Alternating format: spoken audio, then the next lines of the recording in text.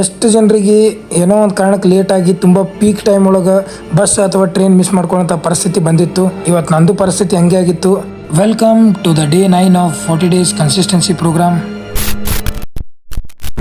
Good morning guys. ಇವತ್ತು ನನ್ನ 9ನೇ ದಿನ 40 ಡೇಸ್ ಕನ್ಸಿಸ್ಟೆನ್ಸಿ ಪ್ರೋಗ್ರಾಮಲ್ಲಿ. ನಿನ್ನೆ 8ನೇ ದಿನ 15 ಕಿಲೋಮೀಟರ್ಸ್ ಓಡಿದ್ದೆ. Beautiful experience. ಅದಕ್ಕೆ ಇವತ್ತು ಮುಂಜಾನೆ ಜಲ್ದಿ ಹೇಳೋಕ್ಕಾಗಲಿಲ್ಲ. ಸೊ 9 ಗಂಟೆಗೆ ಎದ್ದು ಬಂದು ನೋಡೋಕೆ ಕಂಟಿನ್ಯೂ ಹೊರಗಿರೋ ಕಾರಣದಿಂದ ಎಡಿಟ್ ಮಾಡೋಕ್ಕೆ ಟೈಮ್ ಸಿಗತ್ತಿಲ್ಲ. ಏನ್ರಿ ಬ್ಯಾಕ್ಗ್ರೌಂಡ್ ವಾಯ್ಸ್ ಕೊಡ್ಬೇಕಂದ್ರೆ ಅದಕ್ಕೂ ಟೈಮ್ ಸಿಗತ್ತಿಲ್ಲ. ಸೊ ಹೀಗಾಗಿ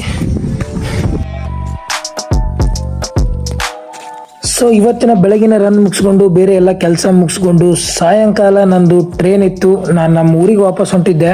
ಬಟ್ ಕಾರಣಾಂತರಗಳಿಂದ ನನಗೆ ಹೋಗೋದು ಲೇಟ್ ಆಯಿತು. ಸೊ ನನ್ನ ಹತ್ರ ಇರೋದು ಬರೀ 40 ಮಿನಿಟ್ಸ್ ಮಾತ್ರ ಇತ್ತು. ಆ 40 ಮಿನಿಟ್ಸಲ್ಲೇ ನಾನು ನಮ್ಮ ಮನೆಯಿಂದ ಯಶವಂತಪುರಿಗೆ ಹೋಗಿ ಮುಟ್ಟಬೇಕಾಗಿತ್ತು. It was almost do or die situation. ಸಿಕ್ತಂದ್ರೆ ಸಿಕ್ತು, ಇಲ್ಲಾಂದ್ರೆ ಇಲ್ಲ ಅನ್ನೋ ರೀತಿ ಒಂದೇನೋ ದೇವ್ರ ಮೇಲೆ ಭಾರ ಹಾಕಿ ಹೊಂಟೆ. ಟ್ರೈನ್ ಯಾವಾಗ ಮೆಜೆಸ್ಟಿಕ್ದಾಗಿತ್ತು ಆ ಟೈಮಲ್ಲಿ ನಾನು ಇನ್ನೂ ಜಯನಗರ್ ಮೆಟ್ರೋ ಸ್ಟೇಷನ್ ಹತ್ರ ಇದ್ದೆ.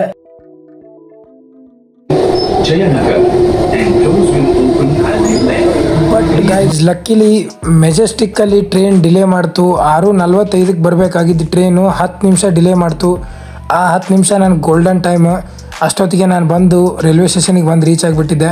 ಆ್ಯಂಡ್ ನಾ ಬಂದು ಒಂದು 5 ನಿಮಿಷಕ್ಕೆ ನಾನೇ ಟ್ರೈನಿಗೆ ವೆಲ್ಕಮ್ ಮಾಡಿದೆ. ಆ್ಯಕ್ಚುಲಿ ಬೆಸ್ಟ್ ಥಿಂಗ್ ಏನಂದರೆ ಬರೀ ಟ್ರೈನ್ ಸಿಗೋದಲ್ಲ, ಟ್ರೈನ್ ಸಿಗೋದ ಜೊತೆಗೆ ಅಲ್ಲಿ ಹೋದ್ಮೇಲೆ ನನಗೆ ಗೊತ್ತಾಯ್ತು ನಂದು ಸೀಟ್ ಆಟೋ ಅಪ್ಗ್ರೇಡ್ ಆಗೈತಿ ಎ ಸಿಗಂತ.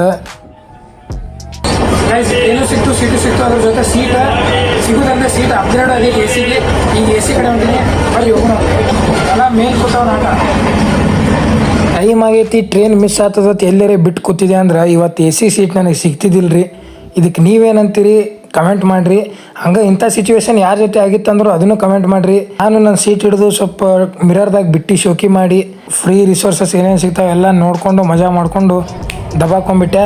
Good night. ಸಿಗೋಣಂತ ನಾಳೆ ವಿಡಿಯೋದಾಗ. ಅಷ್ಟೊತ್ತನ ಸ್ಟೇ ಹೆಲ್ದಿ, ಸ್ಟೇ ಹ್ಯಾಪಿ.